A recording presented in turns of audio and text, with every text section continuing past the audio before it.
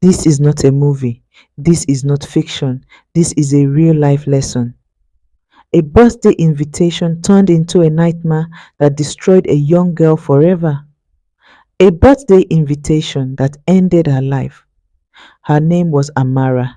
She had just turned 27, glowing with dreams, plans, and hope. Her birthday party was simple but joyful. Music playing softly, laughter filling the compound, friends and relatives celebrating a young woman who had just completed NYSC 2 months earlier and was ready to face life. That evening, among the guests was a man no one recognized. He was calm, well spoken, neatly dressed. He smiled easily and blended in so well that no one suspected anything. Before leaving, he approached Amara and wished her a happy birthday. Then he said something that would change everything.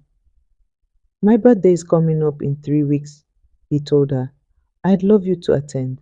It will be an overnight celebration. Amara hesitated. She had never met him before. But he spoke with confidence and charm. He made it sound harmless.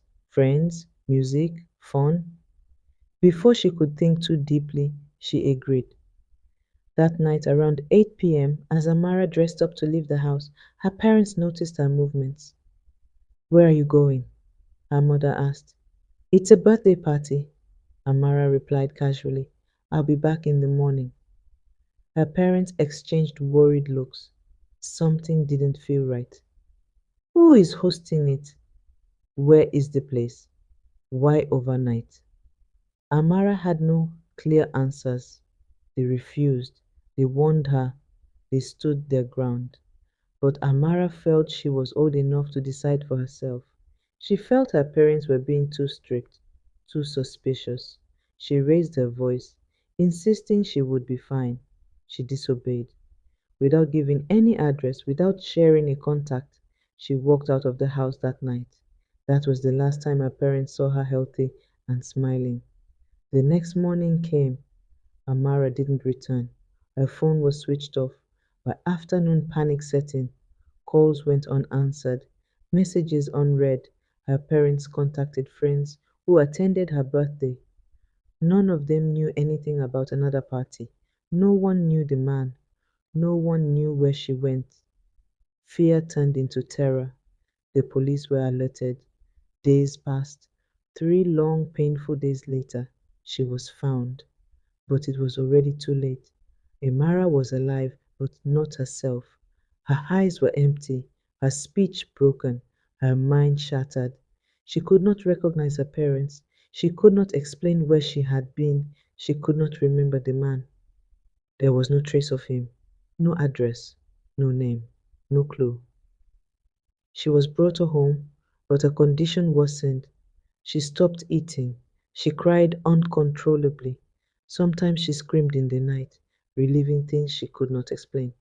3 days later, she died, just like that. A young woman full of dreams, a graduate, a corps member, the first child of her parents, a birthday girl, gone. Lesson: not every smile is friendly. Not every invitation is safe. Not every stranger deserves your trust. Parents' warnings are not hatred, they are protection. Please tell someone where you're going. Verify invitations. Listen to your instincts. Listen to your parents. Some disobedience costs more than pride. May her soul rest in peace. Our story has ended, but the lesson must continue.